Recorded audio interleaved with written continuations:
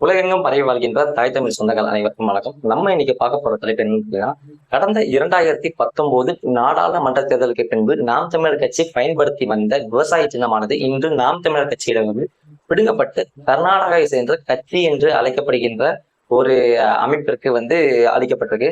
அது தொடர்பாக நாம் தமிழர் கட்சி ஏற்கனவே தேர்தல் ஆணையத்தில், அது டெல்லியில் உள்ள தலைமை தேர்தல் ஆணையத்துல முறையிட்டு இருந்தாங்க. அது சம்பந்தமா தேர்தல் ஆணையம் எந்த ஒரு விளக்கமும் அளிக்காத சூழ்நிலையில இன்று நாம் தமிழர் கட்சியானது டெல்லியில் உள்ள உயர்நீதிமன்றத்துல ஒரு வழக்கு ஒன்று பதிவு பண்ணியிருந்தாங்க. அதன் விசாரணையானது இன்று மதியம் பிற்பகல் 3 மணி அளவுல எடுத்துக்கொள்ளப்பட்டது.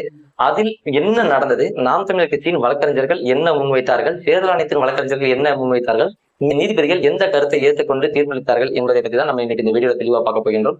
வாங்க வீடியோக்குள்ள போவோம். முதல்ல இந்த பிரச்சனை எங்க ஆரம்பிக்குது பாத்தீங்கன்னா, கடந்த பிப்ரவரி மாதமானது ஐயா கமல் அவர்கள் ஒரு போஸ்ட சமூக வலைதளங்களை போடுறாரு. என்ன ப்ராப்ளம், நான் அந்த டார்ச்லைட் சின்னத்தை உறுதிப்படுத்தி விட்டேன் என்று ஒரு செய்தியை போடுறாரு. அதில் மேல பாத்தீங்கன்னா, நாம் தமிழர் கட்சியின் விவசாய சின்னமானது வேறு ஒரு கட்சிக்கு ஒதுக்கப்பட்டதான தகவல் வந்திருக்கு. இதை பார்த்த உடனே அனைத்து நாம் தமிழர் கட்சியின் தம்பிகளும் நாம் தமிழ் கட்சியின் பொறுப்பாளர்களும் மிகவும் அதிர்ச்சி அடைகிறாங்க. இது சம்பந்தமா தேர்தல் ஆணையத்துல போய் முறையிடும் போது தேர்தல் ஆணையம் என்ன சொல்றாங்கன்னா, இந்த 2023 டிசம்பர் மாதமே இது சம்பந்தமான அறிவிப்பை நாங்கள் வெளியிட்டு இருக்கோம். பழைய மாதிரி நாங்க சின்னத்தை ஒதுக்கல.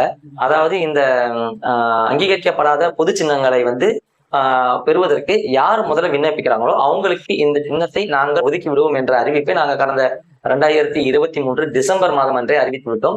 நீங்கள் அதுல கலந்துக்கல, அதனால உங்களுக்கு முன்னாடி கெட்டவர்களுக்கு இந்த சின்னத்தை நாங்கள் ஒதுக்கி விட்டோம் என்று மிகவும் சாதாரணமாகவும் எந்த ஒரு பொறுப்புணர்ச்சியும் இல்லாம ஒரு பதில நாம் தமிழர் கட்சி பொறுப்பாளர்கிட்ட சொல்லியிருக்காங்க. இதை தொடர்ந்து நாம் தமிழர் கட்சி நிர்வாகிகளானது இந்த நீதிமன்றத்துக்கு பாருங்க, நீதிமன்ற விசாரணையானது இன்னைக்கு வந்திருக்கு. இன்னைக்கு இந்த விசாரணை எடுத்த உடனே நீதிபதிகள் முன்பு நாம் தமிழர் கட்சியின் பொறுப்பாளர்கள் என்ன சொல்றாங்க பாத்தீங்கன்னா, நாம் தமிழர் கட்சியான தமிழ்நாடு மற்றும் புதுச்சேரியில் கடந்த 2016 தேர்தலில் தொடர்ச்சியாக போட்டியிட்டு வருகிறது. இந்த கட்சியானது 2019 நடைபெற்ற நாடாளுமன்ற தேர்தலில் விவசாய சின்னத்தை பயன்படுத்தி வருகிறது. விவசாய சின்னத்தை பயன்படுத்தி நாம் தமிழர் கட்சியானது கடந்த 2021 சட்டமன்ற தேர்தலில் 6.8% வாக்குகளை வாங்கியிருக்கு. தேர்தல் ஆணையத்தின் விதிகளை, தேர்தல் ஆணையம் இதுக்கு முன்னாடி வைத்திருந்த அனைத்து விதிகளையும் பயன்படுத்தி நாம் தமிழர் கட்சியானது இயங்கி கொண்டிருக்கிறது.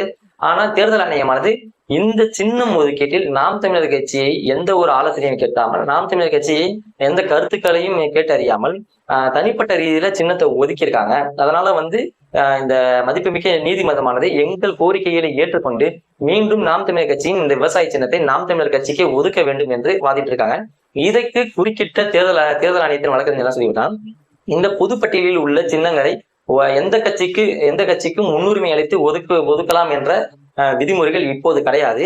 இந்த சின்னம் எப்படி ஒதுக்கப்பட்டிருக்கு பாத்தீங்கன்னா, அந்த 2023 டிசம்பர் மாதம் வெளியிட்ட அறிக்கையில் தெளிவாக இந்த பொது சின்னங்கள் தேவைப்படுகின்ற அரசியல் கட்சிகள் வருகின்ற ஜனவரி 13 அன்று யார் யாருக்கு என்ன சின்னம் வேண்டும் என்பதை தலைமை தேர்தல் ஆணையத்தில் கேட்டு வாங்கிக் கொள்ளலாம் என்று நாங்கள் அறிவித்து விட்டதாகவும், அதன் அடிப்படையில எந்த கட்சி எந்த சின்னத்தை முதலில் கேட்கிறாங்களோ அவங்களுக்கு அந்த சின்னம் ஒதுக்கப்படும் என்றும், அதன் அடிப்படையில தான் இந்த விவசாய சின்னமானது இந்த கர்நாடகாவை சேர்ந்த இந்த அரசியல் கட்சிக்கு 13ஆம் தேதி, அதாவது ஜனவரி 13ஆம் தேதி அவர்கள் தான் முதலில் இந்த சின்னத்தை கேட்டார்கள். அதன் அடிப்படையில் தான் இந்த சின்னமானது இந்த கட்சிக்கு ஒதுக்கப்பட்டிருக்கு.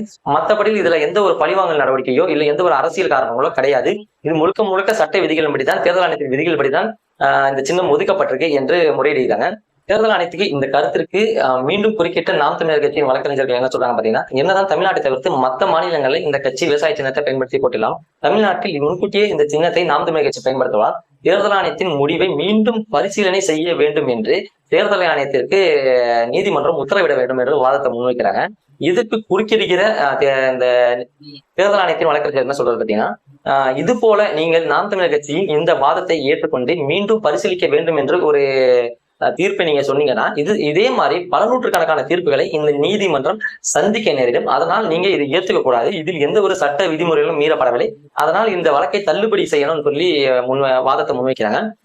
தேர்தல் ஆணையத்தின் வாதத்தை ஏற்றுக்கொண்ட நீதிமன்றமானது என்ன சொல்றாங்க, இந்த தேர்தலில் நாம் தமிழர் கட்சி விவசாய சின்னத்தில் போட்டியிடுவதற்கான அதிர்ஷ்டம் கிடையாது, அதனால விரைவாக நாம் தமிழர் கட்சி வேறு ஒரு சின்னத்தை கேட்டு வாங்கி அதை மக்கள் இடத்தில் கொண்டு செல்கின்ற பணியை தொடங்கிக்கலாம். இது சம்பந்தமான இந்த வழக்கின் விசாரணையின் தீர்ப்பானது காலம் குறிப்பிடாமல் தள்ளி வைக்கப்படுகிறது என்று இந்த வழக்கை முடிச்சிட்டாங்க. நமக்கு இதுல இருந்து ஒரு விஷயம் மட்டும் நல்லா தெரியுது. இந்த இந்த வழக்கா இருந்தாலும் சரி, தேர்தல் ஆணையம் இந்த சின்னத்தை ஒதுக்கியதாக இருந்தாலும் சரி, முழுக்க முழுக்க நாம் தமிழர் கட்சிக்கு இந்த விவசாய சின்னமானது போய்விடக்கூடாது.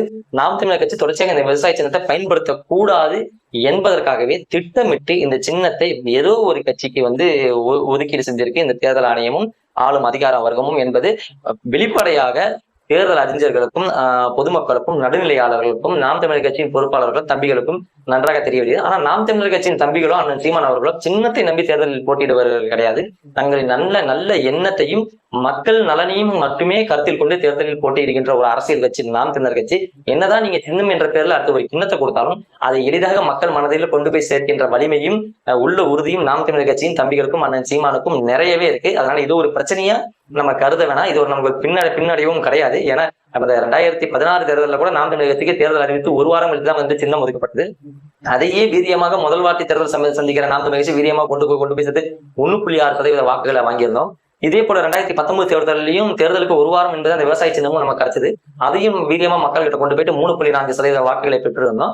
அதனால என்ன சின்னத்தை கொடுத்தாலும் நாம் விரைவாக கொண்டு போய் சேர்த்துருவோம் என்பதற்கு ஒரு சான்றா நான் ஒரே ஒரு சின்ன விஷயத்த சொல்றேன்.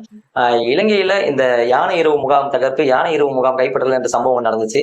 வெறும் 2000 விடுதலை புலிகள் மட்டுமே இருந்த அந்த படையை வைத்துக் கொண்டு 40,000 சிங்கள இராணுவத்தினர் இருந்த ஒரு படைதளத்தை விடுதலை புலிகளின் தளபதி ஐயா பால்ராஜ் அவர்கள் கைப்பற்றி உலகிற்கே தமிழர்களின் வீரத்தையும் உள்ள உறுதியையும் சான்றும் சமகாலத்திலே நம்ம பார்த்திருக்கோம். அதனால நிச்சயமாக இந்த தேர்தலில் நாம் தமிழர் கட்சி மிக அதிகமான வாக்குகளை பெற்று அனைத்திற்கும் பலித்திருக்கும் என்பதெல்லாம் மாற்று கருத்து கிடையாது. நன்றி. இதே போல அடுத்த வீடியோல சந்திப்போம். வணக்கம்.